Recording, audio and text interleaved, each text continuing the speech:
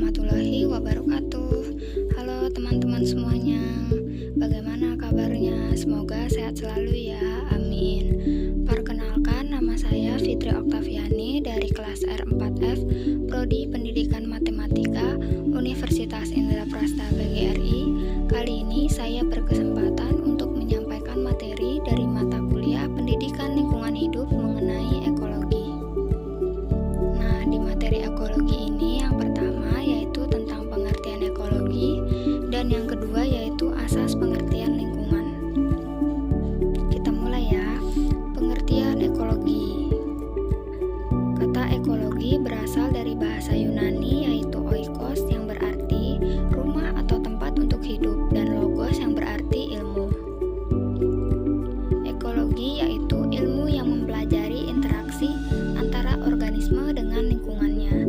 Nah, dalam ilmu lingkungan, ekologi dijadikan sebagai ilmu dasar untuk memahami interaksi di dalam lingkungan. Ekologi ini sendiri berguna untuk memetakan konsumsi pangan dan mengetahui struktur serta skala pangan dari setiap makhluk hidup. Next, ada asas pengertian lingkungan. Ilmu-ilmu yang berkembang memerlukan suatu cara ataupun asas-asas agar penyajiannya dapat dimengerti. Termasuk juga ilmu lingkungan ini harus didasari pada asas yang kokoh dan kuat. Inti permasalahan lingkungan hidup pada hakikatnya adalah ekologi, yakni hubungan makhluk hidup, khususnya manusia dengan lingkungannya. Komponen-komponen tersebut berada pada suatu tempat dan berinteraksi membentuk suatu kesatuan yang teratur. Next, ada asas yang pertama yang berbunyi energi tak pernah hilang, hanya berubah, yaitu terdapat dalam hukum termodinamika 1. Maksudnya yaitu energi tidak dapat diciptakan dan tidak dapat dimusnahkan, hanya dapat diubah dari suatu bentuk energi ke bentuk energi yang lainnya. Contohnya, yang pertama ada radiasi matahari berupa panas menjadi sumber energi dalam proses fotosintesis yang kemudian terbentuk karbohidrat. Yang kedua, makanan yang kita makan diubah menjadi energi gerak, tumbuh maupun menjalankan proses metabolisme. Next, asas kedua yang berbunyi semua proses pengubahan energi tidak cermat. Ini berarti energi yang tak pernah hilang dari alam raya, tetapi energi tersebut akan terus diubah dalam bentuk yang kurang bermanfaat. Nah, contohnya potongan sayur-sayuran yang sudah tidak dapat dimanfaatkan, atau beberapa makanan yang sengaja dipisahkan karena tidak layak dikonsumsi. Sayur dan sisa makanan yang sudah tidak dapat dimanfaatkan tersebut dapat dijadikan pupuk organik. Kemudian pupuk tersebut dapat dimanfaatkan tumbuhan sebagai unsur hara yang membantu pertumbuhan dan perkembangan.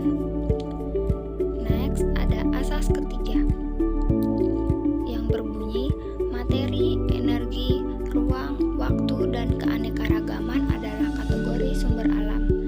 Pengubahan energi oleh sistem biologi harus sebanding kecepatannya dengan materi dan energi di alam lingkungannya. Pengaruh ruang secara asas adalah beranalogi dengan materi dan energi sebagai sumber alam. Contohnya, tanaman kelapa sawit memerlukan waktu 4 tahun sebelum akhirnya dimanfaatkan tandan buahnya yang mengandung minyak sawit. Waktu yang dibutuhkan untuk menunggu mulai berbuahnya kelapa sawit dan waktu produktif dari kelapa sawit adalah contoh waktu sebagai sumber alam. Manusia harus mampu mengetahui dan memanfaatkan sumber alam tersebut untuk kesejahteraan secara maksimal. Next, asas keempat mengenai kejenuhan dan ketidakjenuhan. Maksudnya yaitu bahwa pengadaan sumber alam mempunyai batas optimum, yang berarti pula batas maksimum. Sebagaimana batas minimum, pengadaan sumber alam akan mengurangi daya kegiatan sistem biologi. Contohnya, wilayah perkotaan yang mengalami kepadatan populasi yang berlebihan akan berdampak merusak baik untuk manusia akibat persaingan yang kuat juga terhadap dampak lingkungan sekitar. Next, ada asas kelima. Pengaturan populasi dengan faktor ketergantungan pada kepadatan. Asas ini mempunyai dua jenis sumber alam dasar, yaitu sumber alam yang pengadaannya dapat merangsang penggunaan seterusnya dan yang tak mempunyai daya rangsang penggunaan lebih lanjut.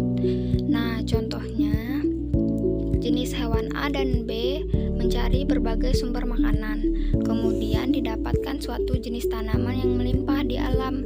Kemudian hewan A tersebut fokus kepada penggunaan jenis makanan tersebut, sedangkan B tidak. Dengan demikian, kenaikan sumber alam atau makanan merangsang kenaikan pendayagunaan hewan A, sedangkan bagi B, jenis makanan tersebut tidak memiliki daya rangsang pendayagunaan lebih lanjut.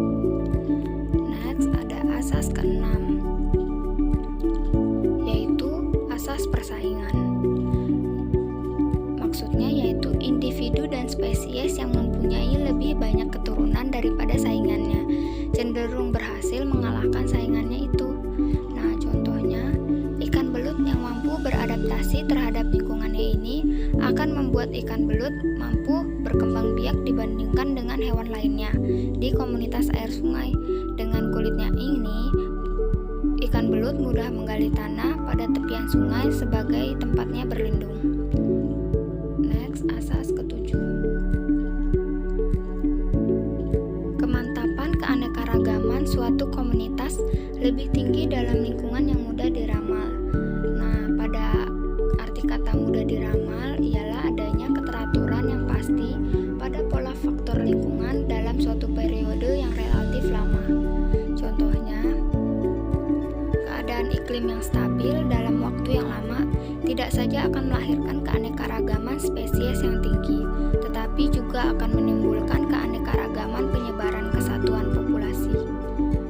Next, ada asas ke-8. Sebuah habitat dapat jenuh atau tidak oleh keanekaragaman takson, bergantung kepada bagaimana nisia dalam lingkungan hidup itu dapat memisahkan takson tersebut. Nah, kelompok taksonomi tertentu dari suatu jasad hidup ditandai oleh keadaan lingkungannya yang khas. Setiap spesies mempunyai khas tertentu. Nah, spesies dapat hidup berdampingan dengan spesies lain tanpa persaingan, karena masing-masing mempunyai keperluan dan fungsi yang berbeda di alam. Contohnya, burung dapat hidup dalam suatu keadaan lingkungan yang luas dengan spesies yang kurang beragam karena burung mempunyai kemampuan menjelajah. Next, ada asas ke-9. Keanekaragaman komunitas apa saja sebanding dengan biomasa dibagi dengan produktivitas. Nah, asas ini mengandung arti bahwa efisiensi penggunaan aliran energi dalam sistem biologi akan meningkat dengan meningkatnya kompleksitas organisasi sistem biologi dalam suatu komunitas. Contohnya, spesies bertambah dan terdapat juga tumbuhan dalam bentuk komunitas tumbuhan yang berlapis-lapis. Next, ada asas ke-10. Pada lingkungan yang stabil, perbandingan antara biomasa dan produktivitas dalam perjalanan waktu naik mencapai sebuah asimtot. Nah, sistem biologi ini menjalani evolusi yang mengarah kepada peningkatan efisiensi penggunaan energi dalam lingkungan fisik yang stabil dan memungkinkan berkembangnya keanekaragaman. Contohnya, apabila suatu masyarakat berkembang semakin maju, memang secara keseluruhan ada penurunan harga energi per unit produksi kotor nasional. Tetapi juga pada waktu yang sama, produksi kotor nasional per kapita naik dengan sangat cepat, sehingga terdapat peningkatan pengeluaran energi per orang. Next, ada asas ke-11. Sistem yang sudah mantap atau dewasa akan mengeksploitasi yang belum mantap atau belum dewasa. Arti dari asas ini adalah pada ekosistem, populasi yang sudah dewasa memindahkan energi, biomasa, dan keanekaragaman tingkat organisasi ke arah yang belum dewasa.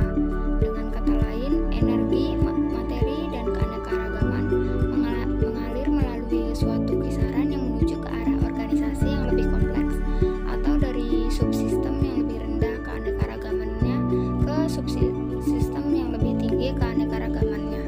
Contoh, cendekiawan yang berasal dari daerah enggan kembali ke asalnya karena taraf keanekaragaman penghidupan kota besar lebih tinggi dari daerah asalnya.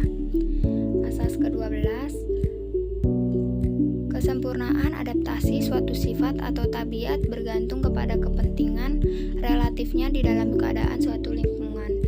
Nah, populasi dalam ekosistem yang belum mantap kurang bereaksi terhadap perubahan lingkungan fisiko-kimia dibandingkan dengan populasi dalam ekosistem yang sudah mantap. Populasi dalam lingkungan dengan kemantapan fisiko-kimia yang cukup lama tak perlu berevolusi untuk meningkatkan kemampuannya beradaptasi dengan keadaan yang tidak stabil. Contoh, adaptasi secara tiba-tiba oleh serangga dan ikan yang berwarna semarak di daerah tropika yang kaya keanekaragaman. Nah, next ada asas ke-13. Kemantapan faktor fisik akan mendukung kemantapan populasi dalam ekosistem mantap. Nah, pada komunitas yang mantap, jumlah jalur energi yang masuk melalui ekosistem meningkat, sehingga apabila terjadi suatu goncangan pada salah satu jalur, maka jalur yang lain akan mengambil alih. Dengan demikian, komunitas masih tetap terjaga kemantapannya. Contoh, jumlah spesies tumbuhan dan hewan habis dieksploitasi oleh manusia dan menyebabkan semakin lama jumlahnya semakin sedikit. Maka dari itu diperlukan suatu ilmu untuk menjaga ekosistem ini tetap berjalan baik. Next ada asas ke-14. Derajat pola keteraturan naik turunnya populasi bergantung kepada jumlah keturunan dalam sejarah populasi sebelumnya yang nanti akan mempengaruhi populasi itu. Nah, asas ini merupakan kebalikan dari asas ke-13. Tidak adanya keanekaragaman dalam yang tinggi pada rantai makanan dalam ekosistem yang belum mantap, menimbulkan derajat ketidakstabilan populasi yang tinggi. Contohnya, bisa kita lihat pada burung elang sangat bergantung pada tikus tanah sebagai sumber makanan utama, dan tikus tanah